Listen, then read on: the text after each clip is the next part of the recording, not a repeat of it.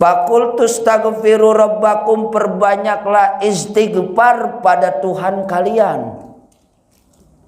Jadi Imam Hasan Al-Basri ini ngomong kepada muridnya nih, lagi ngejelasin kenapa Imam Hasan Al-Basri hanya memberikan solusi dengan memperbanyak baca istighfar.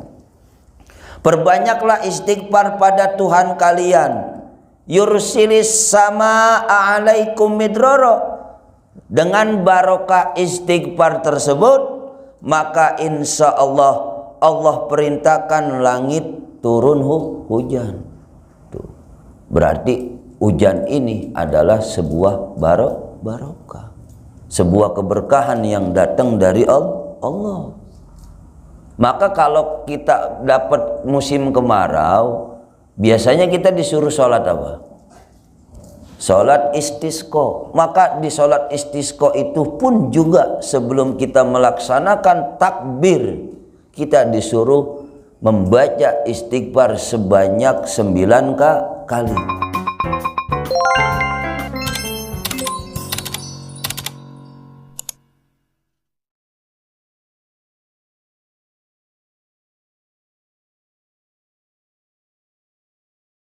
Assalamualaikum warahmatullahi wabarakatuh.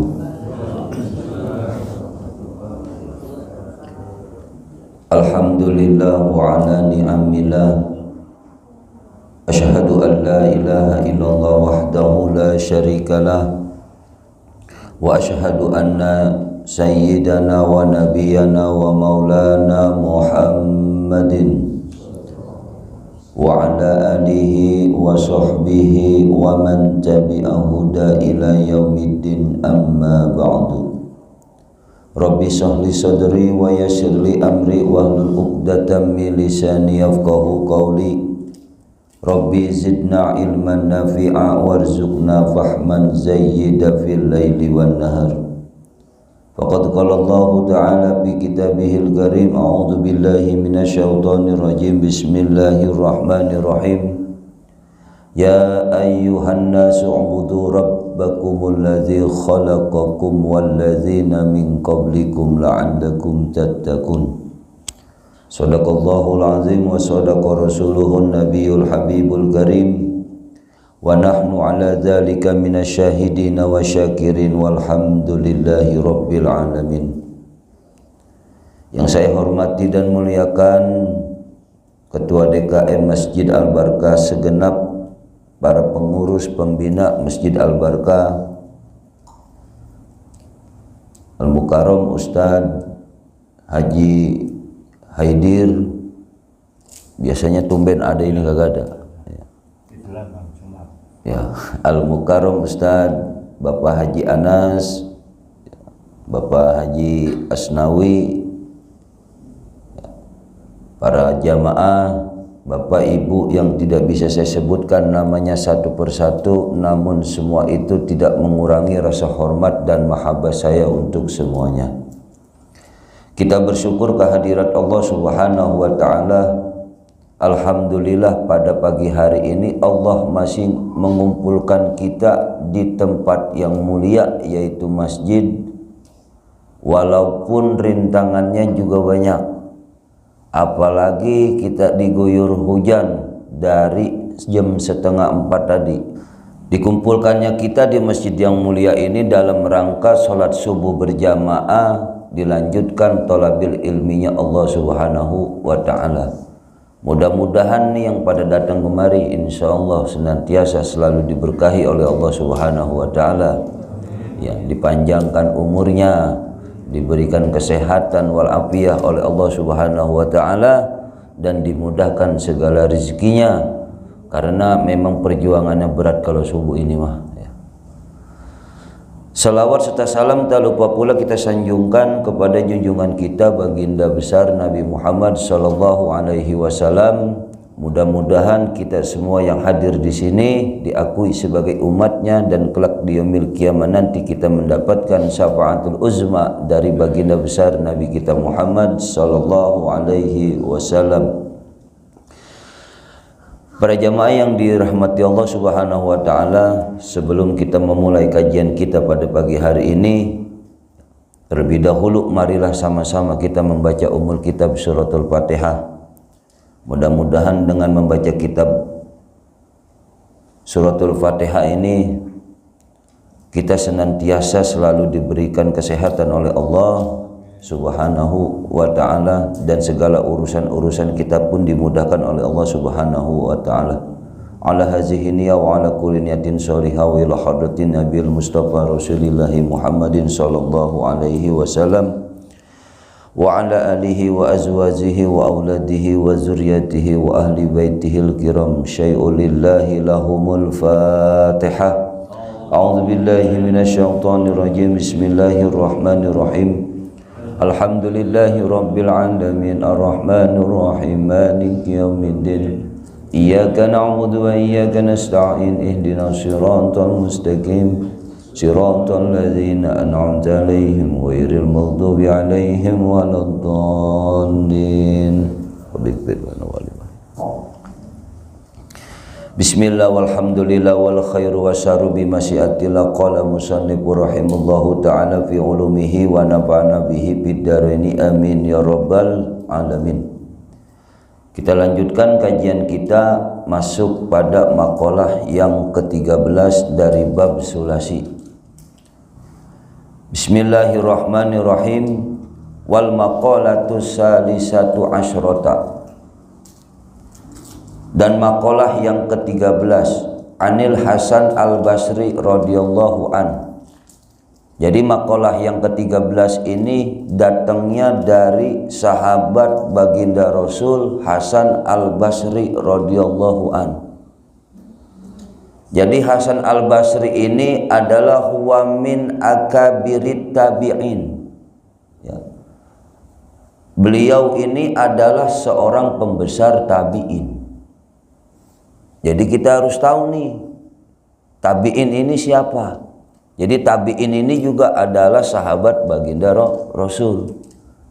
Sahabat baginda Rasul beriman kepada Rasul tapi enggak sempat bersama-sama dengan Rasul.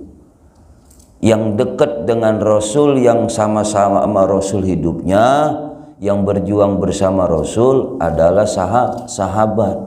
Jadi tabi'in ini adalah di bawah sahabat. Satu ketika Imam Hasan Al-Basri ini lagi ngajarin para santrinya, para muridnya, Pak. Ini kehebatannya Al-Imam Hasan Al-Basri. Ada yang datang ngadep kepada Imam Hasan Al-Basri. Ada orang datang ya, ingin mengeluhkan permasalahannya. Ya Imam Hasan Al-Basri, ini kata orang yang datang ngadep kepada Imam Hasan Al-Basri. Kenapa ya saya susah banget ini, punya anak udah lama banget. Tuh, kata orang yang ngadu kepada Imam Hasan Al-Basri. Lalu kemudian apa jawaban Imam Hasan Al-Basri? Jawaban Imam Hasan Al-Basri cuma satu, kalau memang engkau ingin segera memiliki seorang keturunan, perbanyaklah membaca istaghfirillah. Disuruh beristighfar banyak-banyak kepada Allah. Pulang tuh, datang lagi, ya Imam Hasan Al-Basri, ini di kampung saya, di wilayah saya, kemarau kagak berhenti-berhenti, kagak turun-turun hujan. Saya minta solusi kepadamu, bagaimana caranya? Lalu Imam Hasan Al-Basri pun sama menjawab, perbanyaklah istaghfirillah, beristighfar kepada Allah. Lalu kemudian ada lagi yang datang kepada Imam Hasan Al-Basri, mengeluhkan kehidupannya, hidup kagak kaya-kaya, miskin aja. Buat makan mah cukup, buat nabung kagak bisa. Ya kan begitu-begitu aja jadinya. Begitu pula jawaban Imam Hasan Al-Basri.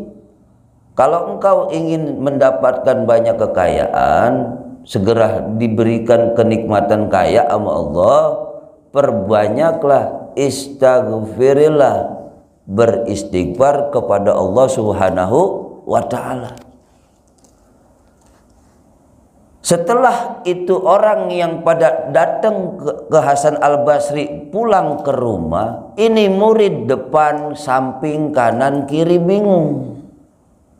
Ya Imam, sekian banyak begitu permasalahan yang datang kepadamu, yang minta solusi kepadamu, tapi kok engkau hanya memberikan jawaban istaghfirillah, beristighfarlah kepada Allah. Kan yang kita tahu mah biasanya kalau permasalahannya beda-beda, solusinya juga beda-beda. Kagak bedanya kita sakit, bener. Kita sakit pala, obatnya bodrek. Kalau kita sakit gigi, bintang 7. Ya, meriang dikerokin, begitu. Biasanya kan beda-beda dan lain-lain. Namun ini Imam Hasan Al-Basri cuma ngasih satu solusi, istaghfirillah, ya, memperbanyak membaca istighfar kepada Allah. Lalu apa kata Imam Hasan Al-Basri kepada muridnya? Wahai muridku, wahai santriku semua, apakah kalian lupa akan firman Allah Subhanahu wa ta'ala? Kenapa aku hanya memberikan istaghfirillah solusi kepada mereka yang datang kepadaku? Bahwasanya Allah Subhanahu wa ta'ala itu mengatakan faqul tastaghfiru rabbakum innahu kana ghafaro yursilis samaa alaikum midrara wa yumdidkum bi amwali wa banaina wa yaj'al lakum jannati wa yaj'al lakum anharo. Itu kata Imam Hasan Al-Basri kepada muridnya. Fakultus taghfiru rabbakum, perbanyaklah istighfar pada Tuhan kalian. Jadi Imam Hasan Al-Basri ini ngomong kepada muridnya nih, lagi ngejelasin kenapa Imam Hasan Al-Basri hanya memberikan solusi dengan memperbanyak baca istighfar. Perbanyaklah istighfar pada Tuhan kalian. Yursilis sama alaikum midroro. Dengan barokah istighfar tersebut, maka insya Allah Allah perintahkan langit turun hujan. Tuh. Berarti hujan ini adalah sebuah barokah, sebuah keberkahan yang datang dari Allah. Maka kalau kita dapat musim kemarau, biasanya kita disuruh sholat apa? Sholat istisqa. Maka di sholat istisqa itu pun juga sebelum kita melaksanakan takbir, kita disuruh membaca istighfar sebanyak 9 kali. Jadi sholat istisqa itu sedikit saya kasih gambaran, sama kayak sholat hari raya. Takbirnya 7 sama 5. Lalu kemudian setelah sholat itu ada khutbahnya juga. Begitu. Cuma perbedaannya dengan sholat hari raya, sholat istisqa sebelum takbir pertama dia harus membaca istighfar 9 kali. Bagaimana istighfarnya? Astagfirullahaladzim allazi la ilaha illa huwal hayyul qayyum wa atubu ilaih. Sebanyak 9 kali, baru setelah itu kita takbir Allahu Akbar, baca iftitah dengan ta'awud sampai 7 kali. Itu cara sholat istisqa. Di sholat istisqa aja juga kita disuruh beristighfar. Maka hujan ini adalah sebuah keberkahan yang datang dari Allah. Cuma kadang-kadang kita mah ribet. Kemarau ngeluh, hujan mulu ngeluh. Apalagi kalau udah kena banjir. Kadang-kadang kita nyalainnya airnya. Padahal kalau kita mau introspeksi diri, yang salah bukan airnya, tapi yang salah kita. Ngapa rumahnya dia kita jadiin rumah? Wajar kalau dia pulang ke rumahnya, kan begitu. Kalau air ngomong, ya kan. Contoh dataran tinggi, rendahnya dijadiin rumah, ya kan tempat dia pulang. Kita jadiin datu rumah, sawah, kebun yang biasa tempat dia bergenang. Banjir, aduh ini banjir mulu begini, orang rumah dia wajar dia pulang, kan begitu. Terkadang kita tidak memikirkan ke situ, ya. Lalu yang kemudian wa yumdidukum bi amwali wa banaina, dan Allah akan memperbanyak harta benda kalian. Tuh, dengan memperbanyak baca istighfar. Wa yaj'al lakum jannatin wa yaj'al lakum anharo, serta dengan barokah istighfar kelak Allah akan memasukkan orang tersebut ke dalam surga. Kenapa? Iya, karena ketika memperbanyak kita istighfar kepada Allah, dosa-dosa kita pun juga seiring dengan perjalanannya kita memperbanyak baca istighfar akan dihapus oleh Allah Subhanahu wa ta'ala. Mungkin dihapus mah kagak, gugur doang, jatuh. Kayaknya kalau dosa bisa dihapus mah hilang berarti. Artinya dosanya nggak hilang, hanya gugur. Ya kalau hilang mah enak termati di sono, udah kagak ada perhitungan. Begitu. Artinya cuma gugur dan berkurang. Biasanya begini, orang ini banyak banget maksiatnya. Lalu kemudian dia membaca istighfar sebanyak-banyaknya, taubatun nasuha. Yang dulunya maksiat orang tersebut itu selalu ditutupin sama Allah, tiba-tiba ketika dia membaca istighfar dibuka. Contoh begini dah, misalkan saya sama Pak Haji Asnawi, saya ini dulu punya utang sama Pak Haji Asnawi banyak, terus saya kabur. Pak Haji Asnawi ini udah kagak nagih ceritanya, dia udah kagak tahu dah saya ada di mana tahu. Nah terus saya tuh bertaubat dah tuh, lalu kemudian saya baca istighfar, pasti nanti saya akan dipertemukan sama Pak Haji Asnawi. Itu maksudnya begitu. Jadi perbuatan maksiat yang lama kita pun akan muncul. Tujuannya apa? Mas, itu tujuannya Allah agar kita harus meminta maaf kepada orang yang kita zolimin, agar nanti kita kagak dizolimin di akhirat. Itu tujuannya begitu. Banyak kejadian seperti itu. Ya. Maka ketika kita memperbanyak baca istighfar, itu akan dihapus digugurkan dosa-dosa kita oleh Allah Subhanahu wa ta'ala. Dan saya yakin masa lampau kita yang dulu banyak maksiat segala macam itu akan dibuka ketika kita taubatun nasuha. Tujuannya agar kita mendapatkan redho hidup di dunia dengan orang-orang yang telah kita zolimin. Tuh, ya. Itulah salah satu kehebatan Al-Imam Hasan Al-Basri. Ya. Jadi Al-Imam Hasan Al-Basri di sini mengatakan mala ada balahu ma'allahi ta'ala wa ma'al khalqi.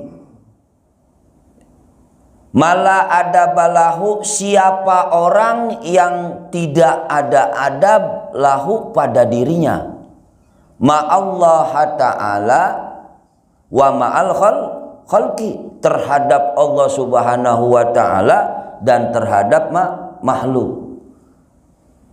Orang kagak punya adab, orang kagak punya akhlak, itu sama saja di sini dikatakan la ilmalahu. Maka sejatinya orang tersebut tidak ada ilmunya. Kenapa begitu? Karena adab itu penting, Pak. Adab itu lebih tinggi. Walaupun ini orang alimnya kayak apa tahu, walaupun kitabnya bertumpuk-tumpuk, walaupun imamahnya kayak ban truk, walaupun jubahnya sampai ngengser, tapi kalau dia tidak punya akhlak dan punya adab, maka apa yang mereka punya, kealimannya, ilmunya itu kagak bakalan berguna apa-apa. Kenapa? Karena al-adabu fauqal ilmi. Bahwasanya adab itu di atas ilmu. Akan tetapi kita pun juga harus bisa menyeimbangkan. Jangan cuma kita anggap ini adab lebih tinggi daripada ilmu, nuntut ilmunya kagak mau. Jangan. Tetap nuntut ilmunya kita jalanin agar bisa imbang, karena kita bisa beradab pun juga karena ilmu. Kagak mungkin kita pas dilahirkan ke dunia ini langsung bisa apabila ada yang ngasih ke kita mengucap terima kasih, kalau bukan kita belajar. Berarti artinya walaupun adab di atas ilmu, tapi ilmu pun juga penting untuk menyempurnakan adab. Ya. Begitu. Ya. Adab kepada Allah. Ya, di sini ma'allahi ta'ala wa ma'al khalqi.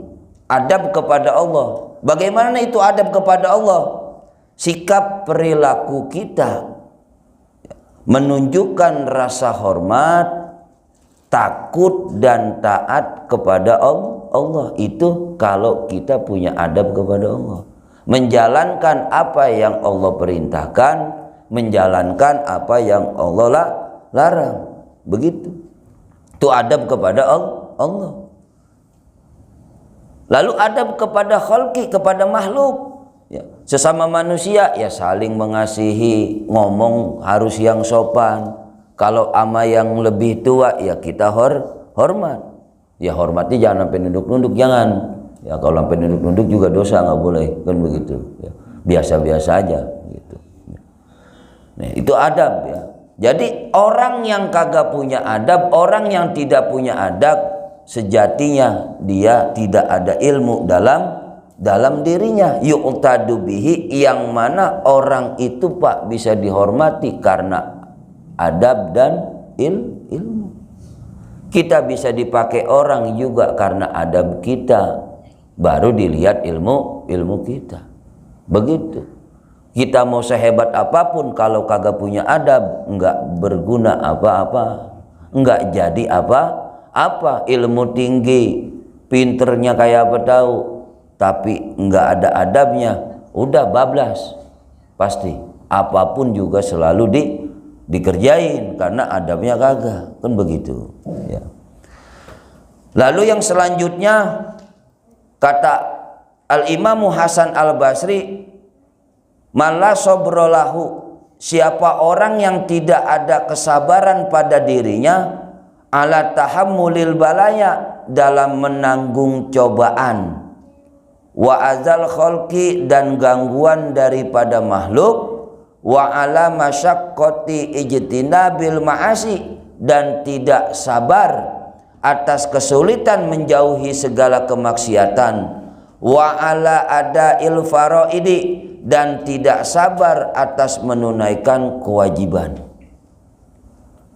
Jadi kata Imam Hasan Al-Basri, yang kedua ini malah sobrolahu, siapa orang yang kagak punya kesabaran di dalam dirinya dalam menanggung ujian dari Allah Subhanahu wa Ta'ala.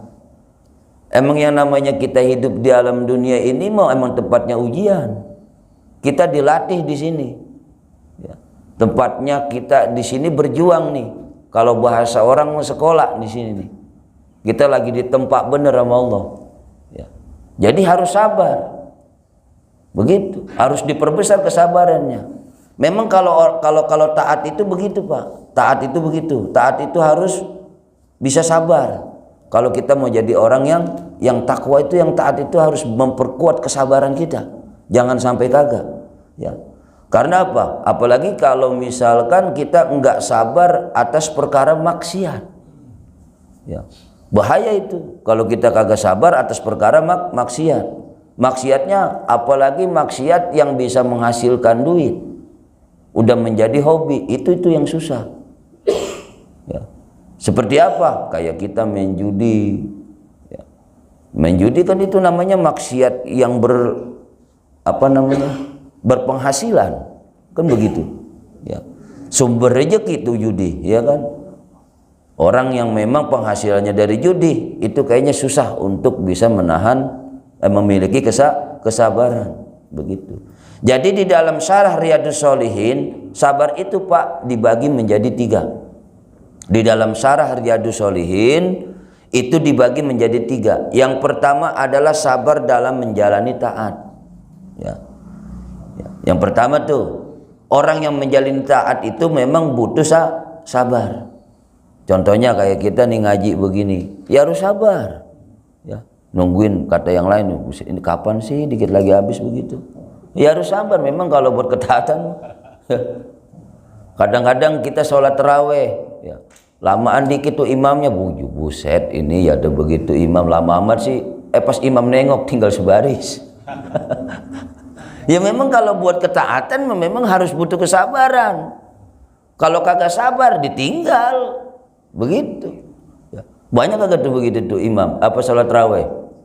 Ya. Makanya kadang-kadang sekarang mah hebat-hebat memang, apalagi anak muda. Ya, nyarinya yang pengen 8 rakaat. Jadi 8 rakaat sholatnya, 3-nya witir 11. Sekarang menyarinya yang cepet-cepet, kagak mau yang 20 rakaat. Tuh begitu. Ya memang kalau untuk taat itu harus butuh kesabaran yang besar. Ya, jangan lagi sholat, misalkan kayak begitu sholat, geruduk mulu kita di belakang, imamnya baca lama banget gitu. Apalagi pakai lagu, ya. Banyak itu yang begitu. Memang butuh kesabaran, ya. Kadang Jumatan, buset khotibnya lama amat sini, begitu, ya kan? Mana masuk jam 1, setengah 1 belum beres, belum makan, waduh. Akhirnya apa, ngedumel dalam hatinya. Ya. Memang dalam perkara kebaikan, taat kepada Allah harus butuh kesabaran. Ya. Salah khotib berarti. Salah khotib ya. Iya, salah khotib itu. Ya memang begitu. Ujiannya memang kalau kita pengen baik mah ada aja ya, kagak kita salah, orang yang salah. Begitu. Ya. Memang kalau buat taat mah begitu, ya. Sabarnya harus kuat kalau buat kesabaran. Yang kedua, sabar dalam menjauhi maksiat. Harus kuat kita. Ya. Kata Hasan Al-Basri, memang harus kuat dalam menjalani kesabaran menghadapi kemaksiatan, karena memang waduh ya, apalagi saiki zaman sekarang ya, media sosial udah kayak apa tahu ya, media sosial ya. Contoh kayak kemarin saya Pak, ini mah sedikit ya, sedikit saya ini mah kemarin ya, alhamdulillah ya, bukannya riak, bukan ini mah, bukan ini saya ngomong dulu nih, ini bukan riak, bukan Pak Haji, bukan riak Pak Janas, bukan ya. Bukan pamer ya, cuman ini mah ada kisahnya gitu. Jadi saya pengen ceritain sedikit nih ya, tentang kesabaran. Tentang ceritanya begini Pak Bu ya, di bulan kemarin November November, ini November kan ya. Di bulan Oktober kemarin ya, di bulan Oktober kemarin ceritanya itu saya sidang, bukan sidang cerai, bukan, terus sidang cerai lagi, bukan, saya sidang nih Pak Bu ya kan, sidang saya, sidang skripsi ceritanya ya, cuma saya bikinnya bukan skripsi, saya bikinnya artikel ya. Udah itu kemudian saya artikelnya ketika sidangnya itu Zoom ya, Zoom. Ya saya kagak datang ke kampus enggak, tapi di rumah ya. Karena memang saya mau kuliah cuman online ya, saya belajar begitu, kadang saya datang, kadang online, kadang datang, kadang online, tapi banyak kan onlinenya. Kalau giran lagi online itu HP bunyi, ngajar tetap saya jalan terus, karena kuliahnya bebarengan dengan saya ngajar. Abis Isya saya ngajar. Akhirnya apa? Itu HP hidup aja, akan tetapi saya mengajar santri. Nah karena sering kayak begitu, jadi ketika saya online, saya nyuruhnya orang, teman saya, tolong dong nih saya mau presentasi, apa namanya, PowerPoint-nya ditampilkan, begitu. Karena saya kagak pernah begitu, pas lagi sidang skripsi kemarin, sidang artikel, saya lagi ngejub disuruh tampilin itu PowerPoint buat saya persentase. Saya kagak bisa-bisa Pak. Saya kagak bisa-bisa. Sampai saya akhirnya minta tolong kepada adik saya. Ternyata adik saya yang guru pun juga dia sama kagak bisa buat nampilin. Kata adik saya jawabannya apa? Bang, saya memang ngikut Jum, tapi cuma masuk. Kalau buat nampilin berkas begitu saya kagak bisa. Jawabannya begitu sama. Ya, singkat cerita akhirnya bisa. Sidanglah saya. Apa tema saya? Di situ saya buat tema fenomena maraknya terjadi perceraian yang diakibatkan media sosial menurut perspektif hukum keluarga Islam. Karena saya ngambil jalur syariat, Bu. Jadi saya ngambil syariat. Jurusannya adalah hukum keluarga Islam. Presentasilah tuh saya. Saya lagi presentasi sampai selesai, lalu tiba-tiba penguji nanya, itu tadi judulnya apa? Saya baca lagi, ini judul sama isi kagak nyambung amat. Saya dikata gitu. Ngeselin banget tuh kadang-kadang. Ini kok judul sama isi kagak nyambung, katanya begitu. Dan judul kamu kan maraknya terjadi fenomena terjadinya perceraian diakibatkan media sosial menurut perspektif hukum keluarga Islam. Kenapa kamu nulis ini kok banyakkan ke hukum keluarga Islamnya? Bukan membahas dampak maraknya terjadi perceraian akibat media sosialnya. Kagak jelas kamu, saya dikata begitu. Saya masih sabar tuh dikata begitu. Iya. Lalu saya ditanya, kamu paham gak hukum keluarga Islam itu apa? Ya paham, Pak dosen. Saya jawab, apa hukum keluarga Islam? Ya, memang hukum keluarga Islam itu adalah sumber-sumber ya, hukum yang sudah memang dibekukan oleh Al-Quran dan hadis. Artinya memang di situ sudah menjelaskan tentang perkara-perkara hukum Islam. Lalu setelah saya jawab itu, jawaban dosennya, terus hubungannya apa sama media sosial? Kalau orang pada cerai ya Allah aja juga masih ngalalin. Perceraian Allah masih ngalalin tidak? Ngalalin cuman makruh. Saya dijawabnya begitu sama dia, sama dosen tuh. Ya kan? Lalu menurut kamu yang salah pelakunya apa media sosialnya? Karena saya udah saking puyengnya.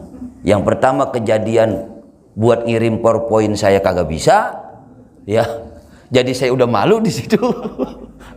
Yang kedua dibentak-bentak itu sama dosen, ya kan? Di situ saya sabar tuh. Akhirnya saya udah puyeng, saya jawab. Menurut kamu yang salah pelakunya apa media sosialnya? Saya jawab media sosialnya Pak dosen. Kaget itu dosen, saya jawab media sosialnya yang saya salahin. Jawaban beliau, kok kenapa media sosialnya yang kamu salahin? Seharusnya pelaku. Saya jawab lagi, oh kagak bisa Pak dosen, kalau enggak ada media sosial kagak bakalan ada orang cerai di media sosial. Saya jawab begitu. Jawaban dia, lah kok gitu. Iya, jadi saya mempertahankan ego saya lah. Kan seharusnya yang salah pelakunya, bener nggak? Jangan salahin alatnya. Loh, saya menyalahin alatnya. Coba Pak dosen, kalau alatnya itu kagak ada, pemerintah kagak nyiptain kayak begitu, kagak bakalan orang pada cerai di media sosial sih ada begitu. Jadi jangan salahin pelakunya. Ya karena kan kesempatan, saya bilang begitu. Yang kejahatan karena ada kesempatan. Ya selingkuh di media sosial kan karena nggak ketahuan. Ujung-ujungnya jadi apa? Cerai. Ya, jadi kagak salah saya. Akhirnya gara-gara begitu saya lulus. Tuh. Iya. Iya, gara-gara saya jawabnya nyalain media sosial. Lulus saya. Alhamdulillah. Ya bener kata Pak Janas. Itu dosen udah kagak mau pusing. Karena saya orang yang ngototan emang begitu. Mungkin kata-kata dosennya begitu. Waduh bahaya ini begini. Tapi memang kalau saya masih dijawab lagi sama dosen, itu tuh Pak laptop saya tutup. Saya tutup, udah saya selesain begitu, saya kagak jadi sidang, bodoh amat, dah lulus kagak begitu. Karena saya baru persentase aja Pak Bu, itu udah dibentak-bentak. Ya walaupun nggak kelihatan juga kan sakit banget rasanya. Begitu. Ya. Tuh, itu sedikit kisah saya. Maka kesabaran itu penting. Ya, kalau saya kagak sabar tuh laptop hancur kemarin. Alhamdulillahnya saya sabar. Jadi alhamdulillah juga lulus begitu ya. Dan insya Allah bulan Januari ya saya wisuda tanggal 15-an begitu ya. Ya makanya alhamdulillah ya, mungkin berkat doa Bapak juga saya jadi kuat begitu ya. Biasanya kan kalau udah seumuran saya mah kuliah udah awang-awangan ya. Iya udah malas-malesan. Kenapa? Ya karena kita ngajar setiap hari rasanya udah lelah. Udah begitu ditambah waktunya istirahat kita ngejum begitu, kadang datang ke kampus ya puyeng dah kadang-kadang. Cuman ya alhamdulillah perjuangan kita ya mungkin berkat para jamaah sekalian ya, apalagi doa Pak Haji Anas tuh yang sering curhat sama saya. Alhamdulillah itu menjadi sebuah motivasi juga buat saya. Ketika Pak Haji Anas dulu saya begini, ya lo kan gua kagak bisa kan begitu jadinya. Akhirnya saya termotivasi. Jadi di mana saya berbicara dengan orang, apa yang baik buat diri saya itu akan saya ambil begitu. Dan insya Allah setelah wisuda ntar saya mau lanjut lagi S2. Doain aja biar lulus begitu. Ya, berantem lagi ntar. Begitu. Ya. Jadi butuh dengan kesabaran. Lalu yang ketiga adalah sabar dalam menjalani ketentuan Allah. Jadi harus sabar sama ketentuan Allah, karena ini yang paling penting. Apa ketentuan Allah Pak? Yang seperti kemarin waktu bulan yang lalu saya bahas ketentuan Allah qada dan qadar. Dan kita juga jangan pernah pusing Pak dengan atas apa yang telah dijamin oleh Allah Subhanahu wa Ta'ala. Maka kalau kita pengen mulia, syaratnya kan itu satu. Ya, syaratnya ada 3, tapi satu aja kita pakai. Ya, jangan pernah mengeluh, jangan pernah ngerasa susah, jangan pernah ngerasa sedih atas apa yang telah Allah jamin. Apa yang Allah jamin? Rezeki, jodoh, maut, udah jangan dipikirin. Karena itu mau dijamin sama Allah. Ikhtiar mah tetep, tapi tawakalnya digedein. Karena ikhtiar itu hukumnya sunnah, tawakalnya hukumnya wajib. Berserah diri kepada Allahnya.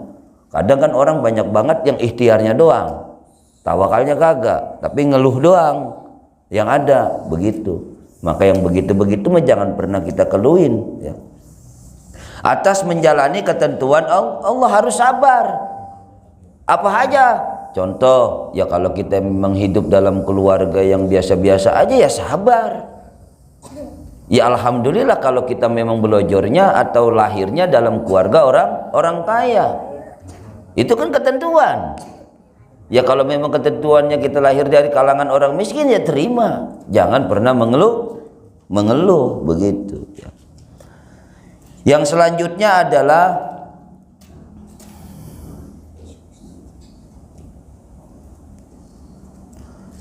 wa malla wara'alahu anil muharrami wasubhati wa malla wara'alahu, dan siapa orang yang tidak ada sifat waro' pada dirinya. Waro' itu adalah orang yang bisa menjaga diri dari perkara yang haram dan yang subhat. Itu waro' ya. Jadi waro' itu adalah bisa menjaga diri dari perkara yang haram dan yang subhat ya. Anil muharrami, terhadap dari segala yang haram, wasubhati, dan yang subhat. Jadi kita harus bisa Pak menjaga diri kita dari barang-barang yang haram dan yang subhat. Jangan sampai kita nggak bisa membedakan mana ini haram, mana ini subhat. Subhat mah memang rada ribet karena dia remeng, beda dengan haram. Kalau haram gampang kita bedain. Contoh daging babi haram ya jelas. Tapi kalau subhat ini rada-rada bingung kita. Maka kalau bisa kita jaga diri kita dari hal-hal barang-barang yang subhat, jaga.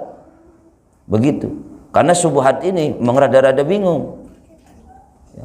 Kalau misalkan duit itu haram, anggaplah kita anggap subhat begitu. Contohnya begini, saya main judi, itu kan perkara haram. Tapi judi itu misalkan kita kasih ke orang gitu. Nah, kita nggak ngasih tahu kalau duit itu dari judi, kira-kira itu kan remeng-remeng tuh. Maka kalau kita dikasih yang kayak begitu tuh, ya kita harus jaga-jaga. Jadi artinya kita lihat dulu gitu, asalnya dari mana, begitu. Maka lazul falahu, tidak ada derajat pada dirinya, maksudnya itu adalah aila mutarobata, aila martabata lahu indallahi wala qurbata lahu minallahi ta'ala, yaitu tidak punya martabat pada dirinya. Orang yang kagak bisa menjaga dirinya dari perkara yang haram dan yang subhat, sama aja orang tersebut tidak punya martabat. Artinya martabat itu kan harga diri pada dirinya. Sama aja dia menghancurkan dirinya sendiri. Wala qurbatalahu minallahi ta'ala, dan juga tidak akan pernah bisa dekat kepada Allah Subhanahu wa ta'ala, karena di dalam dirinya sudah tidak ada martabat tuh. Maka akan jauh dari Allah Subhanahu wa ta'ala, nggak bakalan bisa, dikarenakan orang tersebut tidak bisa membedakan perkara yang haram dan yang subhat. Artinya di sini Imam Hasan Al-Basri memberikan penegasan kepada diri kita harus bisa menjaga perkara-perkara yang haram dan yang subhat. Begitu. Sekalipun kita enggak tahu yang subhat itu bagaimana. Namun ketika kita sudah bisa menjaga diri, insya Allah kita akan memiliki martabat di hadapan Allah dan dekat dengan Allah Subhanahu wa ta'ala. Jadi 3 pesan dari Abu Hasan Al-Basri, Al-Imamu Hasan Al-Basri. Yang pertama, barang siapa orang yang tidak punya adab pada dirinya, maka orang tersebut tidak ada ilmunya. Lalu kemudian yang kedua, barang siapa orang yang tidak punya kesabaran pada dirinya, maka orang tersebut tidak ada agama pada dirinya. Yang ketiga, siapa orang yang tidak memiliki sifat waro, ya, memiliki sifat hati-hati di dalam dirinya, pada hakikatnya dia tidak mempunyai martabat dan tidak bisa dekat di hadapan Allah Subhanahu wa ta'ala.